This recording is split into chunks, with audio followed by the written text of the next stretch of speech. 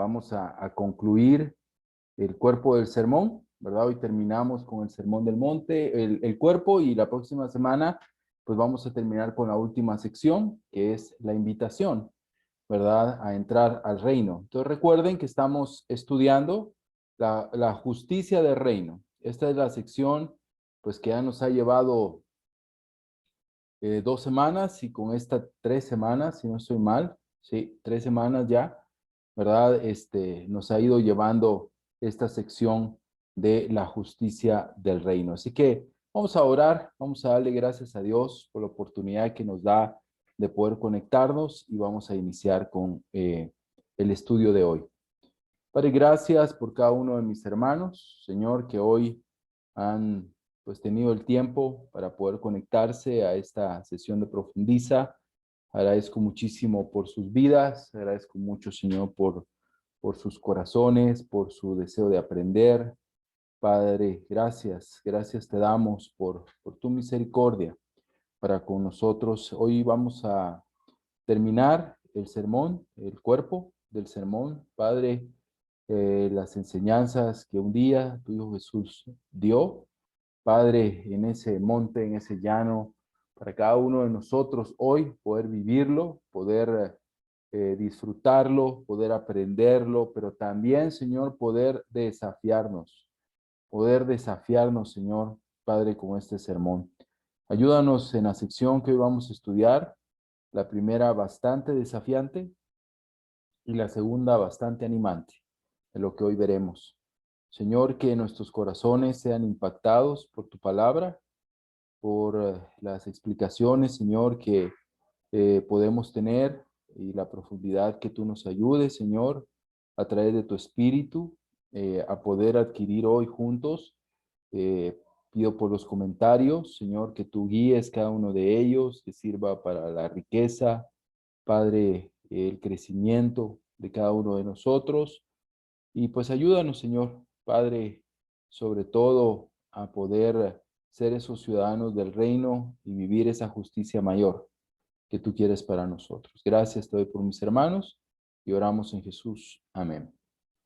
Ok, bueno, excelente. Vamos a ir, como les decía, a la última sección, ¿verdad? O la última parte que veremos hoy, terminando la justicia mayor, ¿verdad? Y que es la justicia del reino. Vamos a leer el capítulo 7, versículo del 1 al 6. Capítulo 7, versículo del 1 al 6. Vamos a leerlo. Lo voy a leer en la Biblia de las Américas. Lo voy a leer. Dice: no juzguéis para que no seáis juzgados, porque con el juicio con que juzguéis, seréis juzgados, y con la medida con que midáis, se os medirá. ¿Y por qué miras la mota que está en el ojo de tu hermano, y no te das cuenta de la viga que está en tu propio ojo? ¿O cómo puedes decir a tu hermano, déjame sacarte la mota del ojo, cuando la viga está en tu ojo? Hipócrita, saca primero la viga de tu ojo, y entonces verás con claridad para sacar la mota del ojo de tu hermano. No deis lo santo a los perros, ni echéis vuestras perlas delante de los cerdos, no sea que las hollen con sus patas, y volviéndose os despedacen. ¿Ok? Qué desafiante esta sección, ¿verdad? Estos 6 versículos. Jesús continúa el sermón del monte con una enseñanza acerca de las críticas o la práctica de juzgar a otros.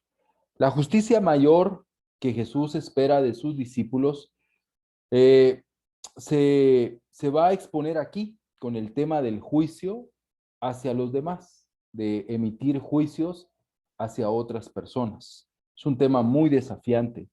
El sermón a estas alturas está especificando algunos problemas en relaciones personales que podemos tener y que podemos nosotros vivir entre hermanos, es decir, entre discípulos de Jesús. Algo que vemos en los versículos que acabamos de leer es que se asume que habrá problemas de relaciones entre hermanos, ¿verdad? Lo vemos en los versículos del 1 al 5, ¿verdad? Y también habrán problemas entre discípulos y enemigos del reino en el versículo 6. Así como empieza el capítulo 6, versículo 1 y el 19 y el 7:7, Jesús comienza la enseñanza estableciendo lo primero. Hay tres áreas que Jesús va a tocar en estos 6 versículos, ¿verdad? Y vamos a ver tres áreas. Uno, con respecto a los hermanos. Dos, el principio que te decía. La justificación teológica. Una ilustración. Es lo que Jesús nos va a mostrar en esto ahorita. Y es ahí el mismo, como si se dan cuenta en las secciones anteriores, es como Jesús dando un principio, dando una justificación o un argumento teológico y también dando una ilustración. Esa es como la temática de nuestro Señor, ¿verdad? En algunas secciones del sermón. Se podrá decir que esta sección y la siguiente tratan de relaciones entre los discípulos, versículo 1 al 5, y la sección específica del versículo 6 entre los discípulos de Dios y personas que no son discípulos y resisten el mensaje. Luego veremos los versículos del 7 al 11, ¿verdad? Haciendo dos secciones unidas. Aquí vamos a poder ver una separación relativa, pero que tiene bastante sentido. Entonces, lo primero, el principio establecido. Versículo 1, no juzguéis para que no seáis juzgados. Este es el principio, ¿verdad? Lo que podemos ver acá, ¿verdad? Es que hay acá un principio, ¿verdad? El principio, las palabras de Jesús expresadas en este versículo, podrían tener muchas interpretaciones y hay algunas interpretaciones erróneas, ¿verdad? Uno, dando a entender que Jesús condena toda expresión o toda clase de crítica, ¿verdad? O toda expresión de un juicio o de una opinión respecto a los demás, respecto a otras personas. Esa es una opinión, ¿verdad? O una interpretación que personas han tenido históricamente. Pero si fuera así, Jesús mismo ha violado ese principio, porque Jesús mismo, en sus propias enseñanzas, él ha emitido, ¿verdad? Juicios, críticas sobre un sistema religioso israelita, ¿verdad? Entonces, si a letra muerta lo que nos dice acá es que no tenemos que juzgar o no tenemos que tener ni siquiera una crítica constructiva, no es, o una denuncia de una mala práctica, si no podemos hacer eso, definitivamente no es de lo que Jesús está hablando, ¿verdad? No es de lo que Jesús está hablando. También el texto ha sido utilizado para rechazar la disciplina en la iglesia, ¿verdad? Si no somos quien para juzgar, entonces no somos quien para disciplinar a alguien dentro de la iglesia, ¿verdad? No podemos dar una disciplina eclesiástica, ¿verdad? De parte de liderazgo, autoridades dentro de la iglesia. Y es obvio que no, porque Jesús mismo en el capítulo 18 insta, si es necesario, a una disciplina dentro de la iglesia. Entonces, si Jesús no condena la crítica y el juicio ni la disciplina eclesiástica, ¿qué es lo que está condenando aquí? ¿Qué es lo que Jesús está condenando en el versículo 1? Precisamente esto es lo que es importante para nosotros poder ver. Lo vamos a leer de nuevo. Lo vamos a leer ahora en la nueva versión internacional, ¿verdad? Dice, no juzguen a nadie para que nadie los juzgue a ustedes, ¿ok? Entonces, lo que Jesús condena es el espíritu de un juicio áspero, ¿sí? De una censura, de una condena y de una emisión de veredicto, ¿ok? De juicio, sin misericordia, sin amor, ¿verdad? Como lo enseñan los pasajes paralelos de Lucas 6, del 36 al 37. Entonces, ese mismo verbo que se utiliza acá es también utilizado en Romanos 14, del 10 al 13. Lo que Jesús está hablando es que nosotros necesitamos entender que podemos emitir veredictos, mas no juicios. Eh, Podemos censurar a una persona, criticar despiadadamente a una persona y hablar en sus espaldas, juzgarlo cobardemente, ¿verdad? Sin decírselo de frente, ¿verdad? Y hablar a sus espaldas, ¿no? Jesús muchas veces cuando él habló en contra de los fariseos, ellos estaban ahí. Aún un momento ellos mismos dijeron, Señor, entonces también estás hablando de nosotros, dicen los escribas, porque ellos estaban presentes, aún cuando Jesús emitió sus juicios hacia ellos. Entonces, no juzguen acá, da a entender que quien juzga se siente mejor, ¿sí? Quien juzga tiene una posición de juez, usurpando el lugar de Dios, ¿verdad? Usurpando el lugar de Dios. En Romanos capítulo 14, les mencionaba, voy a leer la escritura, Romanos 14 del 10 al 13, dice la Biblia.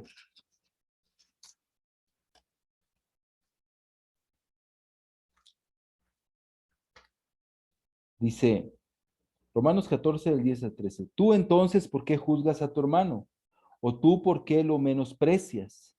Todos tendremos que compadecer ante el tribunal de Dios. Está escrito, tan cierto como que yo vivo, dice el Señor, ante mí se doblará toda rodilla y toda lengua confesará a Dios. Así que cada uno de nosotros tendrá que dar cuentas de sí a Dios. Por tanto, dejemos de juzgarnos unos a otros. Más bien, propónganse no poner tropiezos ni obstáculos al hermano. Entonces Jesús está hablando de una crítica despiadada, hermanos, ¿verdad? No significa que si yo veo algo malo en mi hermano, no se lo digo, es que eso es juzgarlo. No, eso es un deber cristiano. Entonces, ese es el principio, no juzgar, no hablar a las espaldas, ¿verdad? No hacer un juicio sin misericordia, sin amor, y mucho menos a veces dar veredictos. A veces en nuestras críticas o al juzgar podemos decir, él está mal espiritualmente. ¿Eso cómo se llama? Es un veredicto.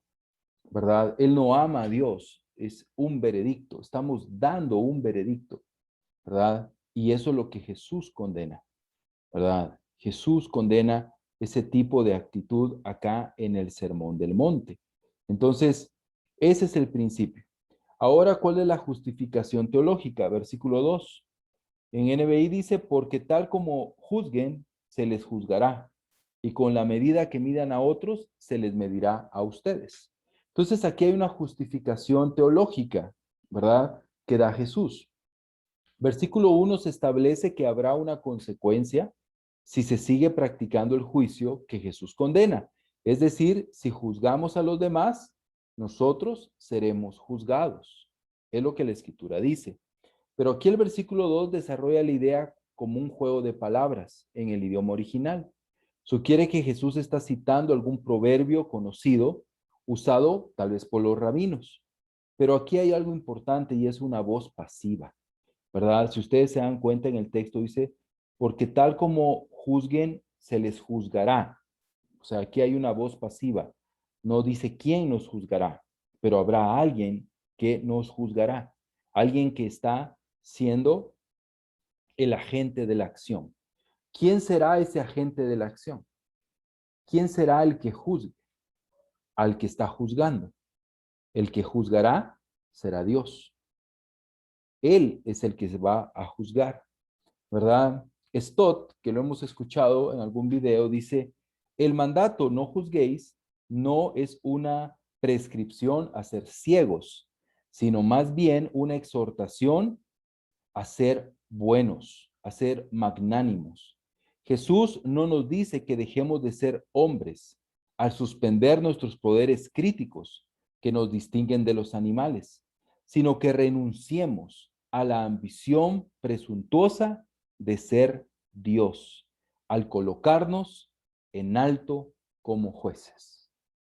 Eso es lo que está dándonos aquí a entender y lo que Jesús nos está enseñando, que Él juzgará nuestra actitud, Él juzgará nuestras acciones y con la misma dureza, dice acá, con la misma medida que midan a otros, se les medirá a ustedes. O sea, si yo soy duro, si yo soy implacable, crítico y duro, ¿verdad? Con una persona no siendo magnánimo, no siendo una persona bondadosa, misericordioso, dice aquí el sermón que de esa misma manera yo seré juzgado.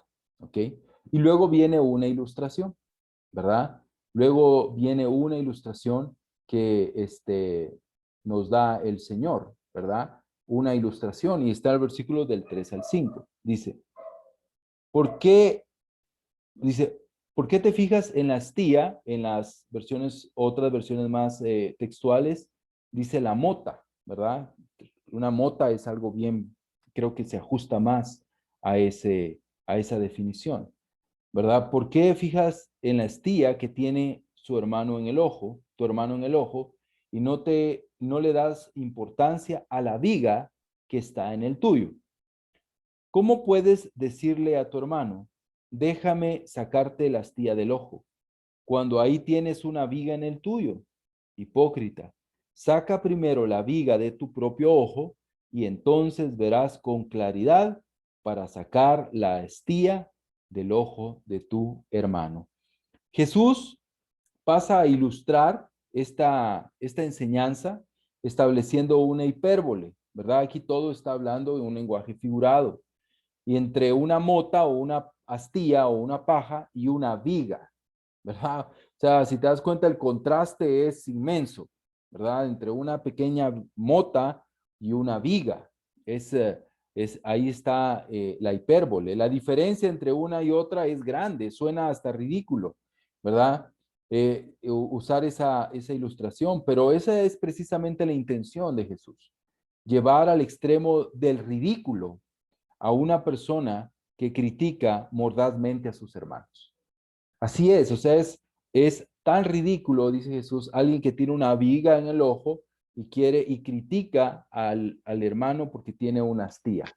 O sea, Jesús lo que está haciendo es ridiculizar, ¿verdad? Ridiculizar a nuestras acciones, ¿sí?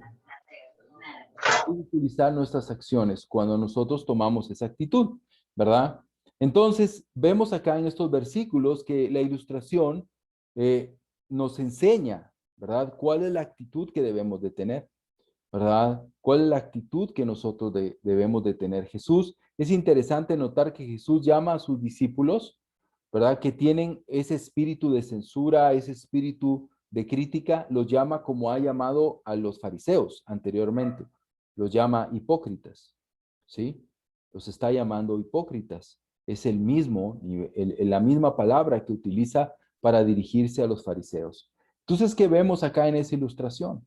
¿Verdad? Que es ridículo criticar a nuestros hermanos, porque nosotros también tenemos situaciones en nuestra vida. Es algo absurdo, ¿verdad? Venir y criticar a nuestro hermano, venir y criticar mordazmente a nuestro hermano con maldad, con malas intenciones, cobardemente, y hacerlo despiadadamente. A veces ni se puede defender el hermano porque la crítica estoy haciéndola con terceros y ni siquiera él está presente, ¿verdad? Para defenderse. Jesús dice, es hipócrita porque tú también tienes mucho que cambiar, ¿verdad? No eres quien para poder criticar, ¿verdad? Entonces, el versículo 5 dice, saca primero la viga de tu ojo, entonces verás con claridad para sacar la mota del ojo de tu hermano. Entonces, es claro, hermano, decir y entender, ¿verdad? Lo que el Señor nos está mostrando y enseñando en esta escritura, que tener una conciencia de quién yo soy, tener una conciencia de mi situación, tener una conciencia de mi estado espiritual y de que yo también soy una persona que fallo, voy a tener una actitud de restauración hacia el hermano, ¿sí? ¿Verdad? No de destrucción hacia el hermano. Una vez que lidiamos con nuestros propios pecados y reconocemos, estamos entonces en posición para confrontar, pero sobre todo para restaurar a nuestros hermanos que tienen faltas. Hay que hacerlo con un espíritu gentil y con un espíritu amoroso, como lo dice Gálatas 6:1, con humildad, reconociendo que nosotros también podemos ser tentados y que nosotros también tenemos errores. Entonces, para nada Jesús está diciendo, no ayudes, sé ciego, hazte loco, ¿verdad? No, Lo que Jesús está dando el principio es la actitud, la forma, la manera. No es la correcta cuando lo hacemos, como ya lo expliqué. La justificación teológica es que si lo hacemos, seremos juzgados igual por Dios. Y nadie quiere eso, ¿verdad? Entonces hay una fuerte justificación teológica para dejar de realizar ese tipo de juicios. Y la ilustración que nos da es venir y primero reconocer y tratar nuestro pecado para poder ayudar a otros. Sin duda alguna, hermano, esta es una enseñanza muy pertinente para nuestras iglesias.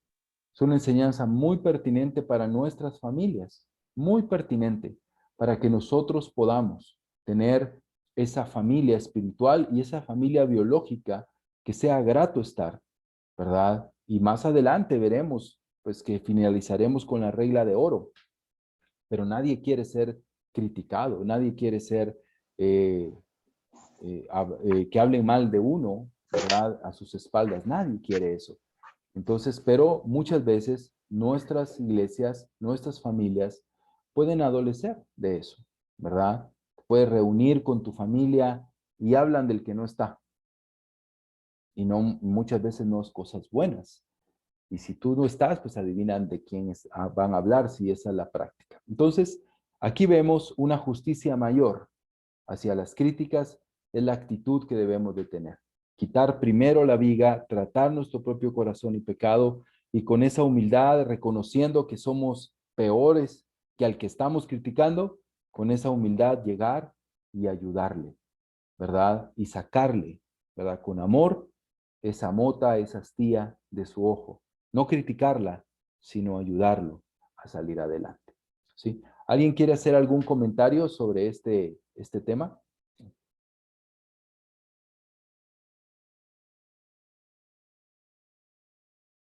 Ok. Vamos a ir. Ramiro y Carola levantaron la mano. ¿Pueden opinar? Por experiencia propia, en un comienzo tenía la práctica así de, a veces, no sé si podría decirte de orgullo hablar de marcar a la persona, decía él es religioso, ¿verdad? Ujú. Entonces no sé si cabe estos principios en lo que yo practicaba anteriormente. Se puede decir que era una crítica no directa hacia la persona que practicaba otra religión, pero sí lo tachaba.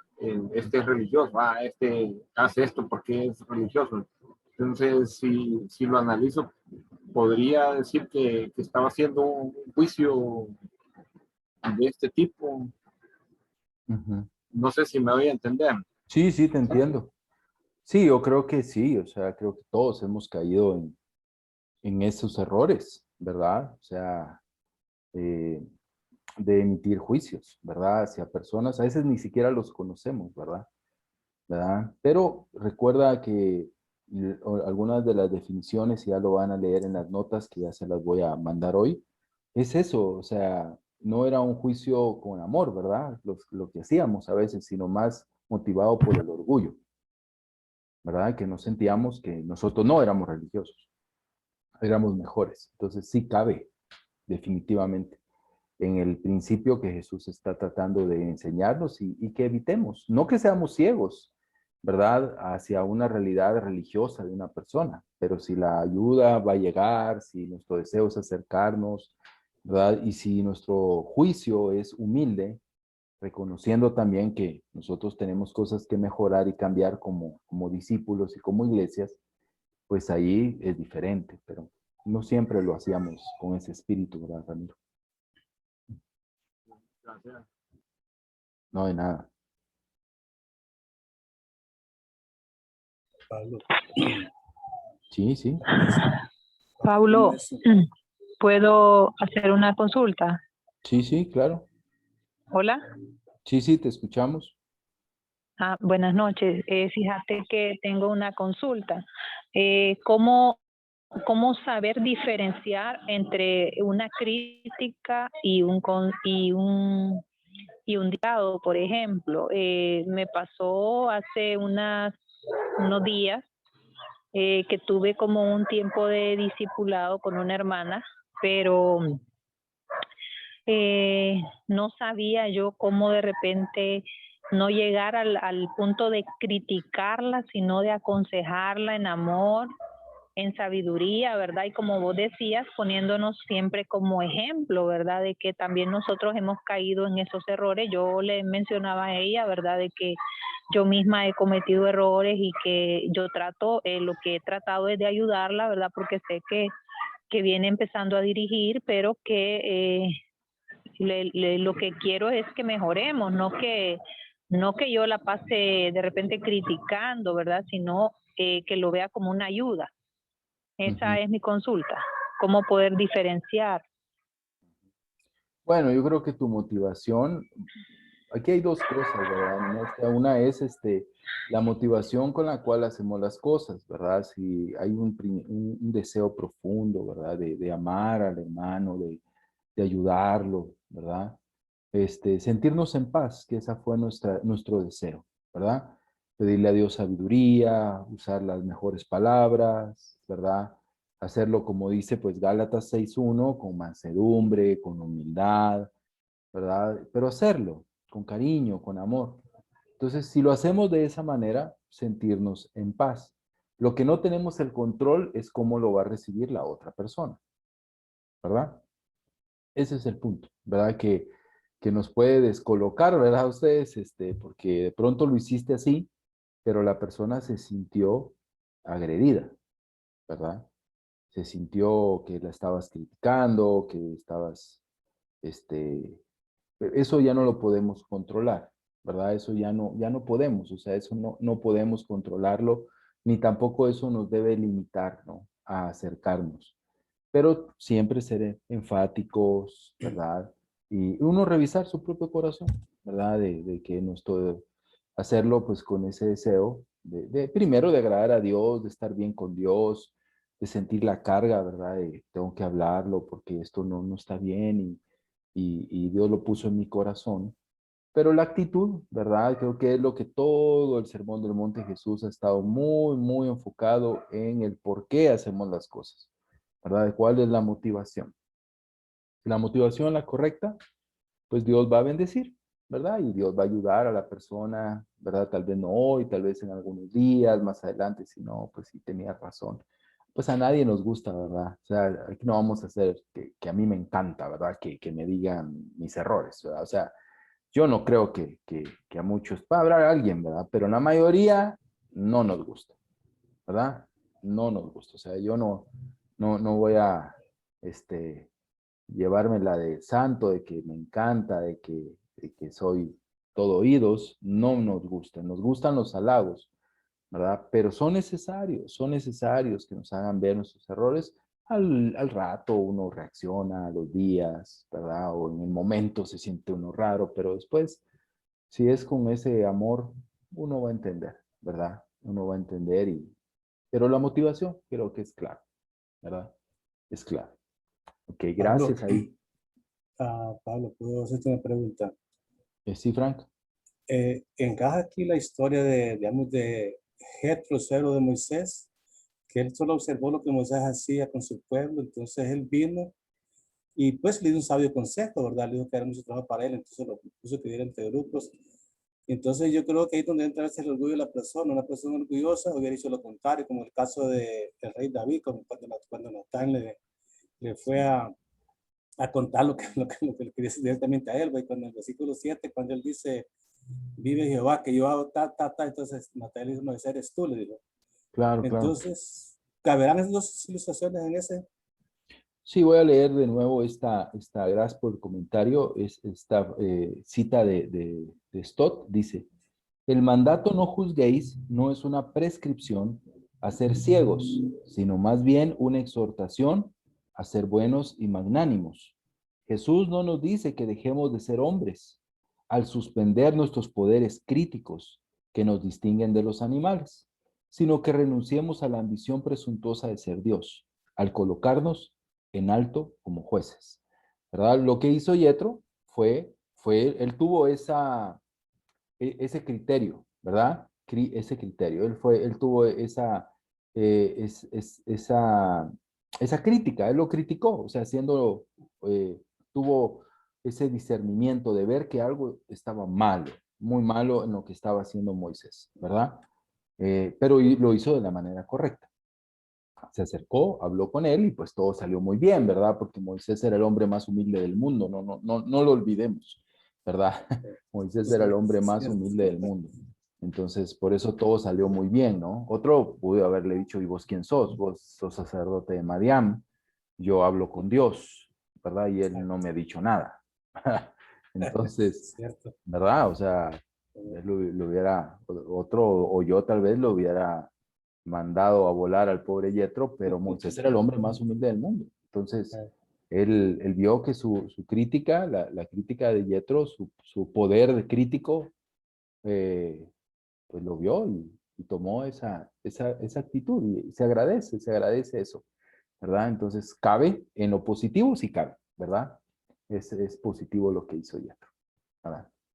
Y el caso de David cuando Natán Sí, sí, bueno, ahí en el caso de David, sí, es esa parte, él tenía una gran viga en el ojo y no lo dejaba ver, o sea, no lo dejaba ver.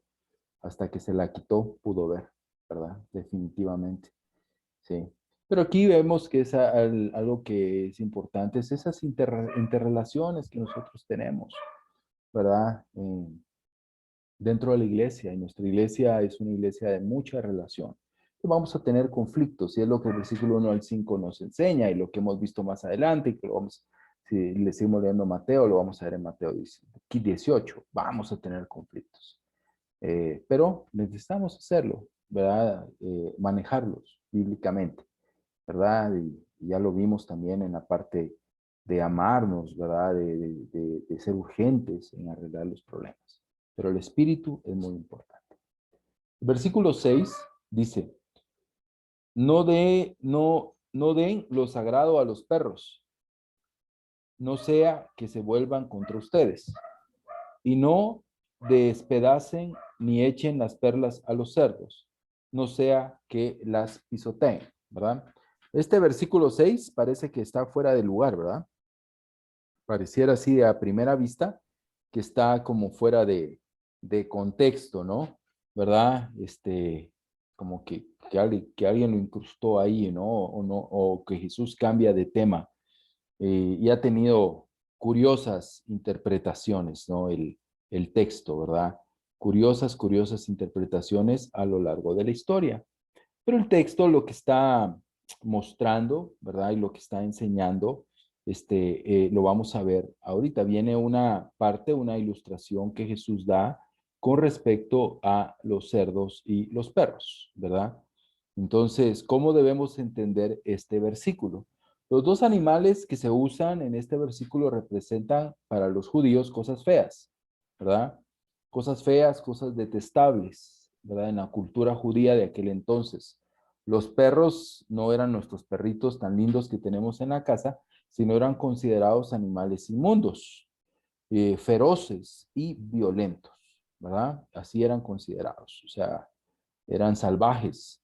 Y lo mismo se puede decir de los cerdos, ¿verdad? Eran considerados de esa manera. El versículo parece tener una estructura que se le llama quiasmo, ¿verdad? Una estructura que utilizan los proverbios, ¿verdad? Que una línea explica la otra y así, o sea, tiene una estructura como un sándwich, ¿no? Que las tapas tienen un proverbio y la estructura está interna y se va explicando. Entonces, pues ya cuando uno ve vemos literatura poética, ahí se puede aprender un poco más de lo que es un quiasmo. Cuando dice acá que no hay que dar lo santo a los perros, no sea que se vuelvan y los despedacen, no echen las perlas a los cerdos, no sea que los machuquen, las pisoteen, ¿verdad? Lo santo y las perlas representan el evangelio del reino, ¿verdad? Eso es lo que representa, ¿verdad? El evangelio del reino, ¿verdad? Entonces, el mensaje, la buena noticia que Jesús está enseñando aquí, ¿verdad? en el Sermón del Monte. Entonces, aquí los perros y los cerdos representan los enemigos, empedernidos, ¿verdad? Salvajes, violentos, detestables, que han dado claras evidencias de rechazar el evangelio, ¿verdad? Con despiadado desdén, ¿verdad? Con menosprecio total, ¿verdad? Entonces, esa es la idea que Jesús está enseñando acá. Todo es una estructura lógica que Jesús está llevando aquí, hace esta como pausa importante de toda esta enseñanza maravillosa que Jesús está dando desde el capítulo 5 hasta acá. Entonces llega un momento donde Jesús hace una pausa y dice, tengan cuidado, no den las perlas a los cerdos, ¿verdad? No lo den. Jesús, si lo vemos acá, si juntamos estos versículos del 1 al 5 con el versículo 6, tenemos un paralelo sorprendente con un proverbio. Proverbios 9:8 dice, no reprendas al insolente, no sea que acabe por odiarte. Reprende al sabio y te amará. ¿Sí? Y recuerda que hay varios proverbios que tienen esa connotación. Entonces, lo que Jesús está diciendo, que sí llega un momento donde como cristianos, lo difícil es el discernimiento. Pero por lo visto Jesús, si dejó esa puerta, aparentemente sus discípulos sí podrían discernir cuando esta persona está actuando como un perro o un cerdo. No es fácil, no es algo que vas a hacer a la primera, pero llega un momento donde hay que decir hasta aquí, ¿verdad? Porque hay un mandato, dice, no den, ¿verdad? No den. Hay una cláusula negativa y es un imperativo, es una orden enfática. Entonces, Jesús sí está diciendo, hay un momento nosotros como cristianos donde debemos de decidir, hasta aquí llegamos. Porque las personas no están reaccionando, ¿verdad? Están siendo burlones, violentos, necios, tercos, ¿verdad? Ofensivos. Llega un momento donde se debe de decir hasta aquí. Esta lección tiene Pablo, un gran desafío, ¿perdón? ¿me escuchas, Pablo? Sí, sí, te escucho. Es que estoy acá en Colombia en una finca, entonces no sé si la señal es buena. Entonces, Ok, solo sí. quería hablarte de un ejemplo de esto rápido. Tal vez si apagas tu cámara, Carlos, podría mejorar Hace poco está en Guatemala y es que empecé a escribir con alguien.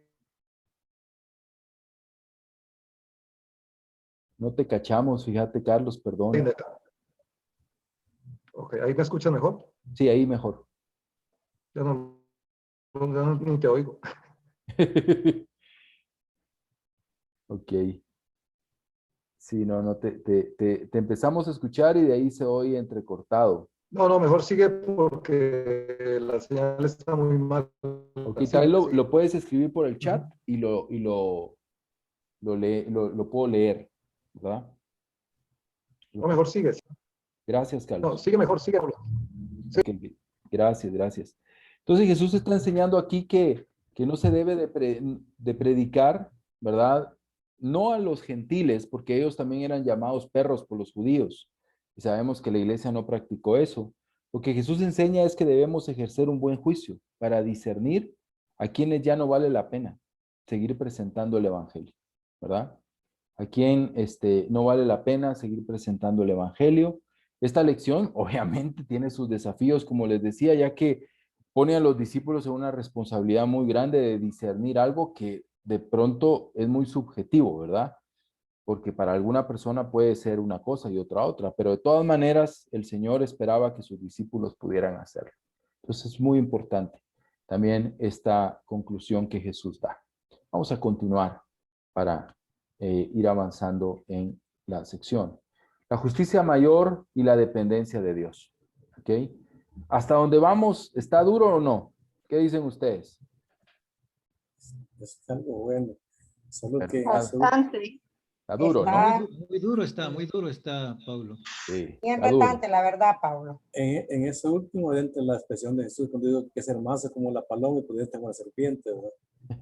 Sí, pero en general todo el sermón está duro, ¿no? Dice, híjole, tantas cosas que aquí yo tengo que hacer que de verdad me desanimo un poco, ¿no? ¿Verdad? De pensar, híjole, hoy fallo en una, mañana en otra y así, ¿no? Pero aquí hay un punto muy animante. Como les decía, tendríamos un punto desafiante y uno animante, ¿verdad? Y aquí la animante es, ¿por qué la oración aquí?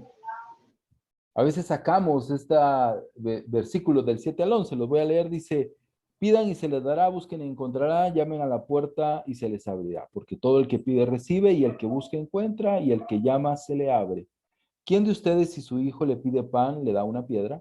¿O si le pide un pescado le da una serpiente? Pues si ustedes aún siendo malos saben dar cosas buenas a sus hijos, cuanto más su Padre que está en el cielo les dará cosas buenas a quienes se lo pidan. Ok, ¿por qué la oración acá? ¿Verdad? ¿Por qué Jesús da la oración acá? Porque hay una demanda muy fuerte, hermanos. ¿Recuerdan el capítulo 5, versículo 20? Empezábamos estas secciones, ¿verdad? Con una escritura muy desafiante. En el versículo 20 decía, porque les digo que si ustedes, perdón, porque les digo a ustedes que no van a entrar en el reino de los cielos a menos de que su justicia supere a los fariseos y a los maestros de la ley. ¿Ok?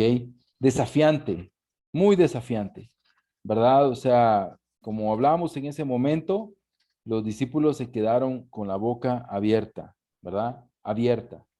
Entonces, las demandas de una justicia mayor son muy fuertes, son muy fuertes. Por eso está la oración acá, en la conclusión de las demandas. En la conclusión de las demandas está la oración y hay 3 verbos. Pedir, buscar y llamar. ¿Sí? ¿Qué significa eso? Ser persistentes. Ser persistentes. Tener persistencia, ¿verdad? En estos asuntos tan importantes. ¿Verdad? El versículo 8 repite también simétricamente los mismos verbos. Si leemos acá, dice, pidan, busquen y llamen. ¿Ok? Pero luego en el 8 dice, porque el que pide, el que busca y el que llama. El versículo 8 es maravilloso porque el versículo 8 está utilizando participios adjetivales, ¿verdad? Entonces, que son un adjetivo, como decir el pidón, el buscón y el que anda llamando. Definen a una persona, no una práctica, ¿sí? O sea, el llamado es pedir, buscar y llamar, ¿verdad? Pero ese principio o ese participio adjetival que está muy claro en el 8, ¿no? El que busca, el que pide, el que llama, está hablando de un estilo de vida, no de una práctica, sino de algo que define a una persona, ¿sí? Algo que define a una persona, ¿verdad? El comelón es un participio adjetival, ¿no? ¿Verdad? ¿Qué comelón es Paulo, no? Le encanta comer, ¿ok? Es un adjetivo, un participio adjetival define a una persona, ¿sí? El molestón, ¿sí? Aquel cómo molesta, cómo bromea, el bromista, ¿sí? Ok, el serio, aquel es el que es bien serio, ¿no? O sea, define a una persona. Y este versículo 8 son definiciones de personas, que significa que son personas persistentes, ¿verdad? Que están persistiendo ahí. Están persistiendo en esto constantemente. Están pidiendo, están buscando. ¿Para qué? Para poder vivir la justicia del reino. Entonces, aunque siendo honestos, podemos orar para cualquier cosa, ¿verdad? Prácticamente podemos pedir y buscar y llamar, pero en el contexto, hermanos, yo no sé si es la primera vez que lo ven, pero aquí estos versículos está hablando de todo el sermón. Está diciendo, si te cuesta amar a tus enemigos, pide, busca y llama. Si te cuesta ser puro, pide, busca y llama. Si te cuesta no preocuparte, recuerda lo que vimos la semana pasada, ¿verdad? No afligirnos por las riquezas, pide, busca y llama, ¿verdad? Si te cuesta no juzgar, si eres criticón, pide, busca y llama, ¿verdad?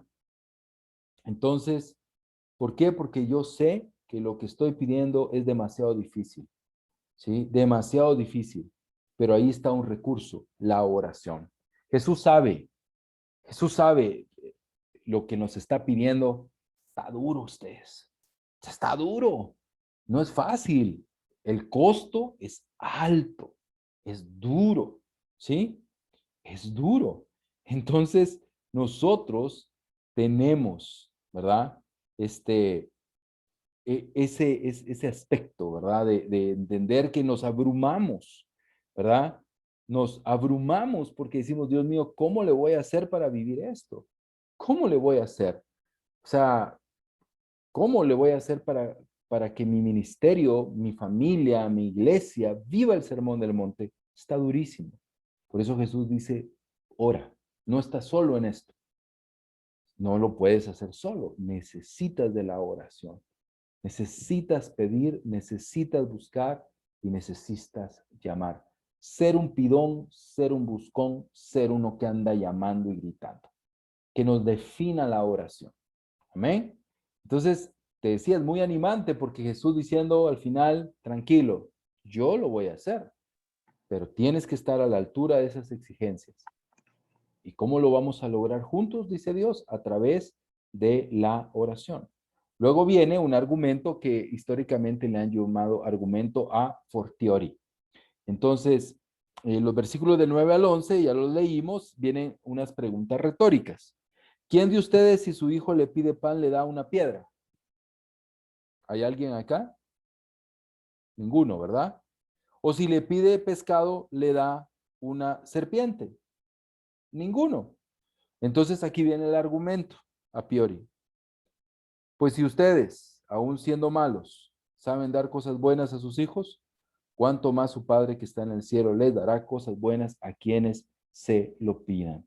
Estas preguntas retóricas tienen una respuesta obvia y la respuesta obvia es, pues yo no, ¿verdad? Yo no daría una piedra, no le daría una serpiente, ¿verdad? Entonces, y este argumento se llama a fortiori porque se basa en una conclusión mucho más fuerte que la situación presentada como premisa. La premisa es pequeña, pero el argumento, el resultado, la conclusión es mucho mayor. Si ustedes siendo malos dan cosas buenas, el argumento es, Dios siendo bueno, ¿cómo les va a dar cosas malas? Amén. Qué animante es esto. De verdad es muy inspirante, muy inspirante. Y el pensar que esas exigencias no las tenemos que llevar solos, nuestro Señor nos va a ayudar. Nuestro Señor nos va a cuidar. Si cuanto más pecaminosidad humana, aunque hay pecaminosidad humana, podemos dar cosas buenas, cuanto más esa paternidad divina proveerá y nos dará. Esto es maravilloso. Dios dará cosas buenas. Y un pasaje paralelo en Lucas 11, él dice que una de esas cosas buenas es el Espíritu Santo. ¿Sí? En Lucas 11, del 11 al 13, él dice que esas cosas buenas es el Espíritu Santo. Así que animaos, hermanos, porque estas exigencias de la justicia del reino, tan duras, tan difíciles, es un desafío, está muy lejos de una vida religiosa, pero no estamos solos. Dios dice, piden, buscan y llamen. Así que leer estas escrituras, estos versículos, en este contexto, es increíble, ¿verdad? Porque nos ayuda a entender por qué Jesús nos llamó a orar. Obviamente, el Evangelio de la Prosperidad dice, pide hermano, busque, llame, Dios le va a dar dinero, Dios le va a dar esto, Dios le va a dar lo otro. Y no es de eso lo que está hablando. No significa que no significa que Dios no pueda bendecirnos o ayudarnos porque lo dice el capítulo 6, ¿verdad? Que Él nos va a dar todo lo que necesitamos. Pero está hablando mucho más de eso.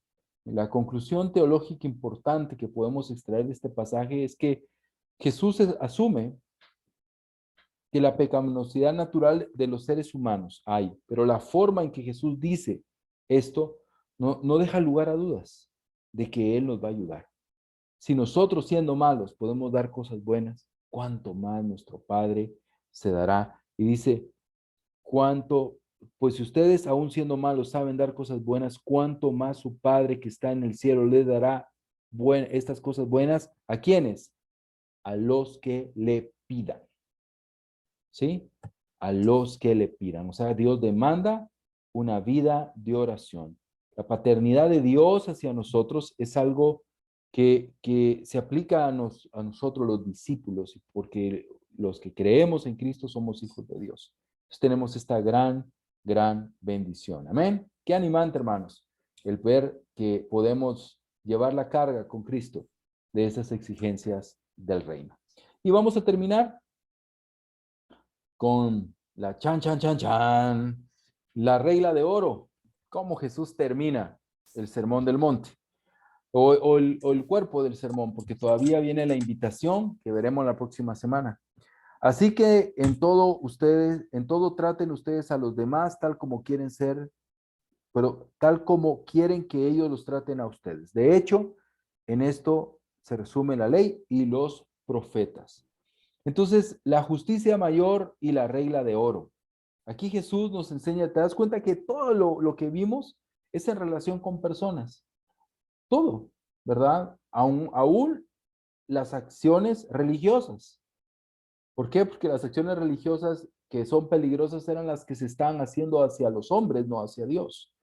Entonces, aquí concluye Jesús con esto, la ley y los profetas, ¿verdad? Aquí hace una referencia a la ley y a los profetas, y en el versículo 17 del capítulo 5 comenzó así, ¿verdad? Así comenzó.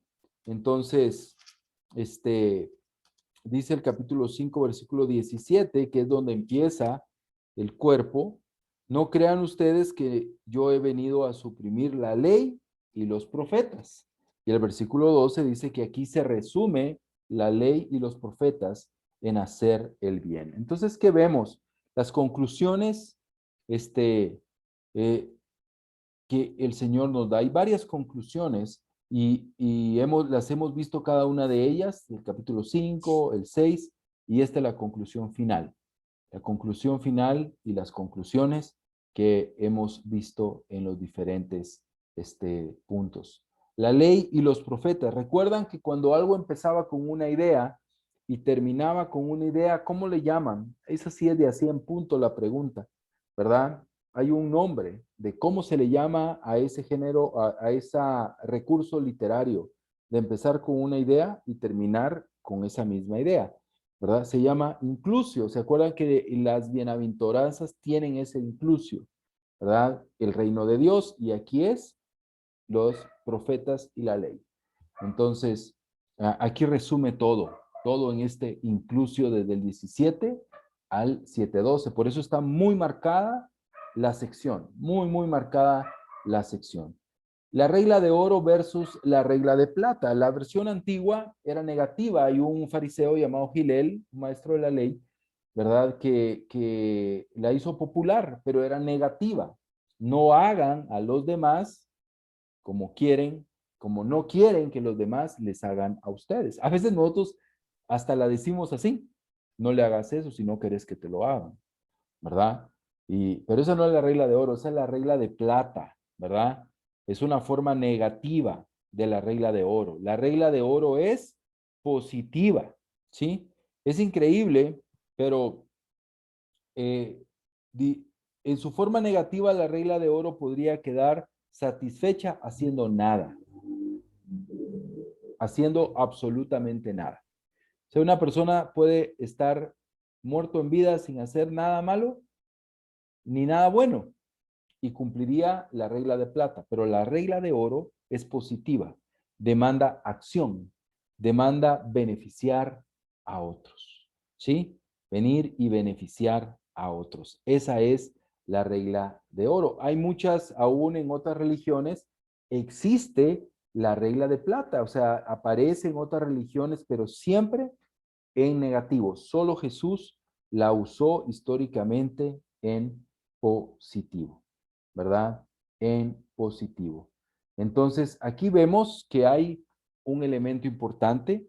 Dice, todo lo que, pero así que todo Así que en todo traten a ustedes a los demás tal y como quieren que ellos los traten a ustedes. ¿Sí? Hacer y en todo.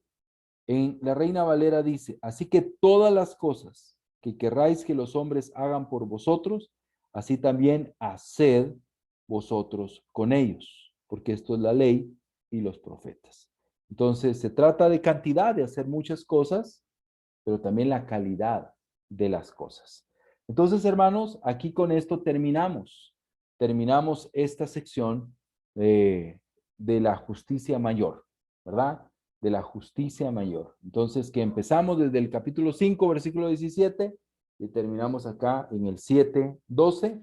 Nos quedan unos pocos versículos, del 13 al 29, que veremos la próxima semana, y es la invitación a entrar al reino. Ahí terminaremos. Entonces, pero vemos acá, la sección de hoy fue muy animante, ¿verdad? Muy animante, y pues vivamos la regla de oro en nuestra iglesia, en nuestra vida, y que Dios nos permita, ¿verdad? A través del clamor, de la oración y ser esos hombres y mujeres de oración, poder vivir el sermón del monte. Amén. No sé si alguien tiene alguna pregunta, algún comentario final. Si no, pues terminamos con una oración y concluimos la sesión. Pero no sé si Yo, alguien... Pablo, ¿Sí? muchas gracias. ¿Sí, Patricio? Primero, agradecerte por el reto que nos has dado y también por darnos esa esperanza última sobre la oración. Sí. Quería hacerte la siguiente pregunta. Se había hablado de que no se debe predicar a quien no vale la pena seguir presentando el Evangelio. Ujú. Y cuando se dice esto, yo me pongo a pensar que si tiene que ver solamente con las personas que están aprendiendo la palabra de Dios o también con nuestros hermanos de la fe. Ujú. Sí, pues Esa sería la pregunta. aparentemente es por los que no conocen el Evangelio, ¿verdad? Y que son perros y cerdos en el sentido, disculpen la expresión, pero es la que Jesús usó, porque son violentos, son malvados, ¿verdad? Tienen una actitud muy mala hacia el Evangelio, ¿verdad? Tal vez en esta escritura no podríamos aplicarla a un hermano, ¿verdad? Creo que no. Habrá otras, como Proverbios, ¿verdad? Que dice, es necedad reprender al necio. Tal vez ahí podríamos aplicarla más, ¿verdad? Pero sí, si espero pues, dentro del reino no pueden haber perros ni cerdos, porque aunque estén pasando un mal momento espiritual, pues son hijos de Dios. Hay que ayudarlos y tener paciencia, lo que quieras, pero si son así violentos y malvados, pues ya no deberían ser parte del reino, ¿verdad? Pero como decía al final, es bien difícil de dilucidar, ¿verdad? Cuándo ya parar. Pero a mí me ha ayudado Proverbios. Cuando yo veo que ya hay una necedad, pues la Biblia me dice que es necedad reprender al necio. Entonces, también Tito dice, repréndelo una o dos veces, si no, apártate de él. Entonces, creo que hay otras escrituras que nos dan otras luces para cómo actuar frente a miembros de la iglesia, ¿verdad? Muy claro, Pablo, muchas gracias. De nada, de nada.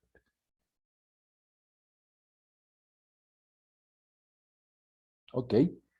Bueno, hermanos, vamos a orar para que Dios nos ayude. La verdad que me animó mucho esa parte de la oración y me alienta a orar, más en pensar en, en el reino, ¿verdad? Aún en el Padre Nuestro, ¿no? Venga a nosotros tu reino, hágase tu voluntad.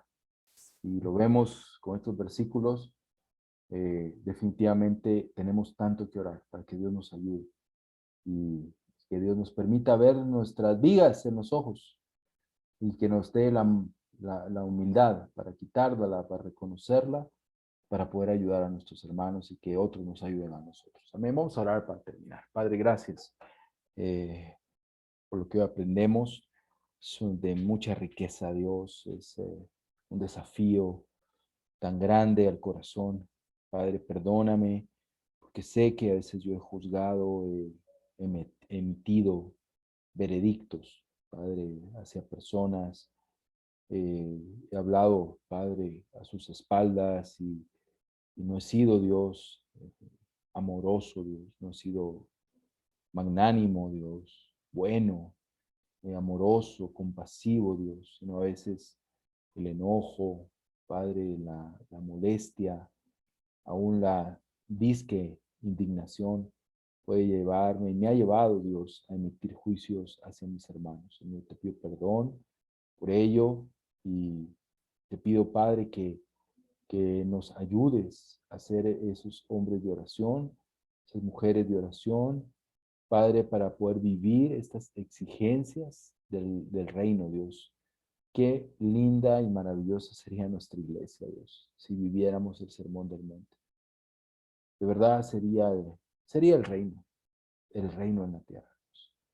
Pero hay tanto que hacer, Señor, tanto, tanto, tanto que enseñar, que aprender, que cambiar. Señor, ayúdanos, Padre, aún nosotros que hoy hemos tenido la oportunidad de aprender del Sermón del Monte.